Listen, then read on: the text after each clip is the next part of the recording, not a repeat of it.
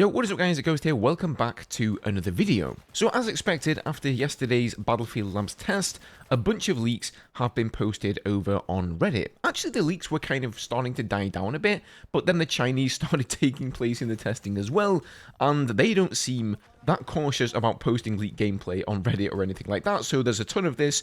It all seems to be coming from a website called Bilibili, which I believe is like the Chinese YouTube channel, so maybe they posted over there, and Bilibili just don't care about copyright striking videos, or maybe just EA don't have any jurisdiction over that. Nevertheless, they're making their way onto Reddit, and there's been quite a lot of interesting stuff that we haven't seen before. So without further ado, let's just get into breaking everything down here. As always, if you guys enjoy the content here on the channel, make sure you're subscribed. Going to be plenty more to come on Battlefield in the future. Also follow me over on Twitch. I'm streaming Battlefield as well as other games there much more regularly now. So if you want to come by, hang out and say hi, then feel free to do so.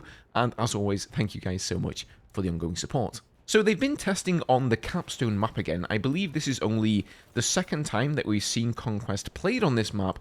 And of course, this is going to be some of the first footage we're getting of the jets and the helicopters. So whilst there are jets on this map, let's start with them because I've really got the least to say about them. Reason being, nobody really posted any footage of them. So when I last saw the jets in a build many months ago, they looked very unfinished. The sound design on them was absolutely great, like the atmosphere that they created in the map, hearing them buzzing you overhead, the munitions dropping on the ground, you know, absolutely incredible. But in terms of flight mechanics, from what I saw, they looked pretty unfinished, so I wouldn't be surprised if that is still the case, because I simply didn't see anybody actually using the jets, and indeed, I haven't found any footage posted of it, so if you guys have found some footage of that, feel free to leave that down below. But in this map, we have the F-16 on the one team, and then the Gripen, the Swedish jet, on the other team. So needless to say, I won't be able to show you guys the footage because unfortunately, unlike Bilibili, YouTube will DMCA my ass almost instantaneously if I do that, so we're only going to be able to talk about it here today. But as always, I will put a Reddit link down below in the description, so if you guys want to go and check it out, I'll link some of the best helicopter footage that I found here. It's actually a link to something slightly more high quality on a website called Litter Catbox, which seems to be some sort of video hosting site, but don't worry, it's not some weird virus site or anything, it is legit. So if you guys want to get some better context as to what I'm discussing here in the video, then I do recommend going and checking that one out as well. But basically what we have here is 15 minutes of two guys flying around in the attack helicopter. The perspective here is from the pilot, not the gunner, although we have seen a few snippets of gunner stuff as well. And I gotta say, there are quite a few things I'm impressed about here. First of all, let's talk about the HUD. As we know in Battlefield 2042, the HUD was really missing many of its elements. In this game, they seem to be all there at release. And then some. So you've got this box down below where it shows which direction the gunner is actually facing.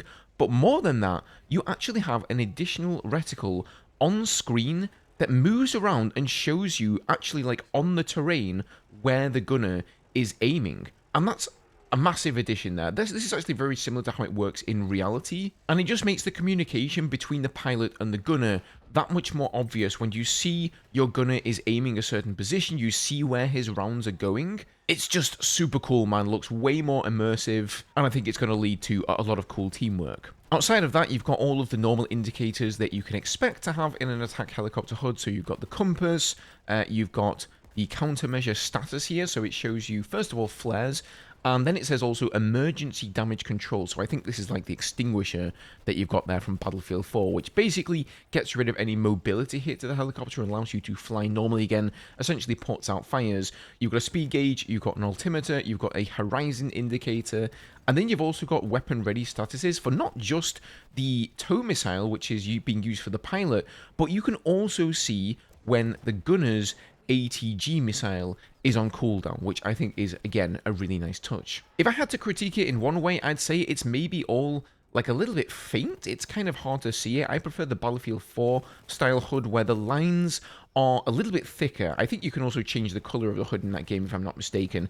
It's been a long time, but yeah, I hope that's going to come back in the next Battlefield game there as well, and we're going to get full customization, not just for the colors, but if we want to make things a little bit thicker and more visual, then that we're able to do that as well. And again, you know, just coming slightly back to this gunner indicator here, you really have to watch the footage to properly understand it. But when you're going for a helicopter, you know, you're instantly able to see like where your gunner is aiming. Is he lining up shots on that helicopter?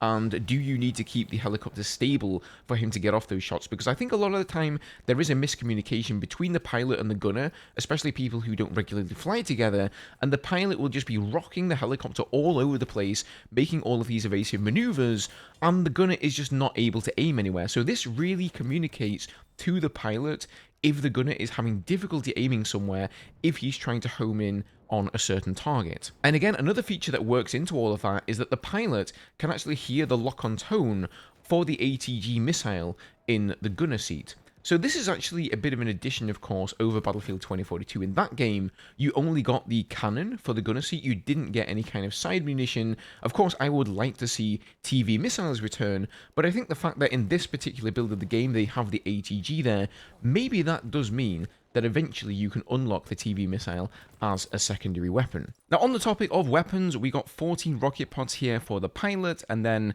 I think 2 or 3 tow missiles there for the secondary, which is, you know, pretty much expected.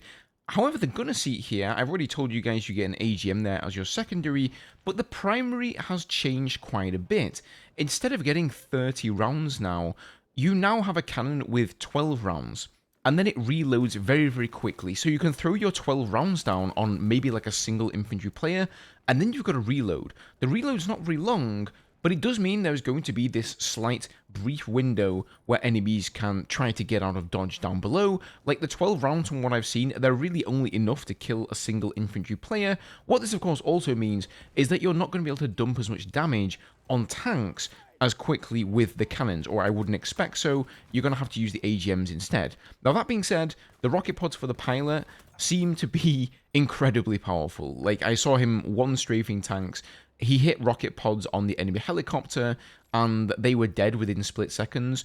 But there's also some footage here of him being strafed by a jet, and the jet just absolutely shreds him. Like, if you just go and look at that clip and you look at the health bar of the helicopter when the jet strafes, it's like 4 bullets do 80% damage. It's kind of insane. So maybe the air vehicles are just incredibly powerful. Maybe they're even more glass cannons than they have been in previous games, but I do definitely expect to see this be balanced in the future. So let's talk a little bit about the supply system, because there is attrition in this game, but it's sort of like an amalgamation of the two systems. So you've got attrition, and that works sort of how you would expect it to work. Back at your home base, between the home base and the gimme, there is a resupply station, and if you fly over that station, it instantly resupplies all of your munitions, and also almost instantaneously heals you up to full HP. However, you also gain munitions passively, but it is incredibly slow. So for the pilot, you've got 14 rocket pods, and then you have a tow missile for your secondary, and you can see in this footage that the rocket pods are sort of replenishing very, very slowly, but it's going to be much more worth your while to just fly back to your gimme, back to the resupply station, and get your rocket pods that way. Clearly, this is going to make defending in a helicopter much more easy around your gimme flag, because you're just going to be able to instantaneously resupply and rearm, whereas the enemy heli that's maybe pushing you won't be able to do that. Personally, I don't really see that much the point in attrition for air vehicles, because they're so quick, especially when it comes to jets, that they can just fly across the battlefield anyway. For anybody who's played in the jet, you'll know that if you use rocket pods, you don't want to be strafing another target until they've replenished, right? So you kind of have to get out of dodge. You have to fly across the battlefield regardless to come back around and go in for another strafe. So all this means is that you have to now fly across the battlefield in a specific direction to get to this vehicle supply station. And I actually think it may be resupplying you faster than if you just had the passive resupply like we've seen in 2042 and other games. It's not like a game breaker for me. I don't really hate it. I'm going to have to play the game and actually see how it pans out to really like pass judgment on there, I think. But feel free to comment in down below and let me know your guys' thoughts on that. Now, let's talk a little bit about movement here, because that is one of the big things with the helicopter and, of course, the jets that sucked in Battlefield 2042, and we want them to get it right with this game. So far, it seems, I would say, okay. I still think they look like they're lacking some of the weight, some of the inertia, and the maneuverability that brings with Battlefield 4.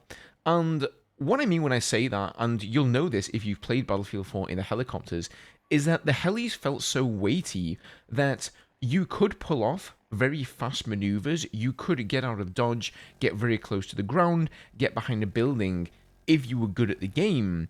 But if you overshot things, the weight of the helicopters meant that you were royally screwed. You were going to plow into the ground. Again, I'm just sort of looking at this here, so it's hard to judge properly, but it just looks like they have that floatiness to them that we've seen in Battlefield 2042. Now, we have seen a lot of placeholder stuff from Battlefield 2042 ported directly into labs, which is just placeholder, right? So it could totally be the case that they're trying to, nail the atmosphere, nail what things sound like, nail what they look like, and how they feel before they really go after a new movement system, and maybe they just want to get some feedback from the players on what they think of it. So far, the majority of the Battlefield Labs testing has all been about the class system, the weapons, the gunplay, that sort of stuff, the map design, not really about the vehicles. So again, that would lead me to believe that maybe they're just not focusing on that yet. So do they need improvements? Yes, I think without question here. Am I starting to freak out about this yet? Not too much. I am a little bit wary. If I don't start seeing improvements soon, then that might be slightly bad, because as far as we know, the game could be releasing later this year, and that only gives them a few months to actually change things. Anyway, those are my thoughts on the helicopters. Obviously, like I said before, I haven't seen too much of the jets, but let's talk a little bit about infantry. And we're ending with infantry here because, to be honest with you, I can't really tell that much that has changed. If you were hoping to see changes to the class system, like locked weapons, if you were hoping to see the double primary perk for the assault class go away, or if you were hoping to see the engineer class not be able to carry 2 launchers, well, I'm sorry to disappoint you, but from what I've seen, all of those features are still present in the game, so I'm not sure what that means. Is DICE thinking about listening and doing a 180 on the class system? I'd probably say no, because if they were, they would probably want to test what it's like with locked weapons as well, and they don't seem to be doing that yet. So something tells me that they're just going to push this agenda of having unlocked weapons. They've probably got some data to back this up, and it would be really interesting if they do have that data for them to actually share that with us and what it says, because I think a lot of people are sort of just going based on feeling, right? They just don't like the whole idea of the class system being so open, and I'm definitely one of those people as well. Gameplay wise, like I've said before, I don't think it's going to make the world of difference when it comes to visibility, transparency of what weapon does your enemy have. And so maybe it could be that DICE are just making a purely gameplay informed decision here that is data driven, but who knows? They could still do a 180 on this, they could still decide to test this, but I just got a feeling that they're just going to push this open class system and do it in a way where they can balance the classes and the gadgets so that the intrinsic value of those classes now resides in the gadgets rather than in the weapons. Obviously, I'm not that happy about it if that turns out to be the case.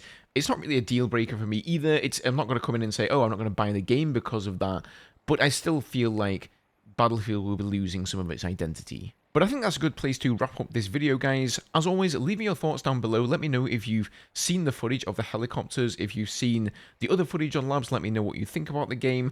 I think overall it looks a little bit cleaner, a little bit less buggy. There are still unfinished things there. There are still, unfinished textures on weapons. But I think it's actually coming along faster than I expected. So who knows, maybe if they do release later on, even this year, and it might even be into next year, perhaps Battlefield will actually be in a stable state for once. As always, if you enjoyed the video today, leave a like, leave a dislike if you didn't, let me know what you didn't like about the video, subscribe to stay up to date with everything Battlefield, and I'll see you guys in the next one.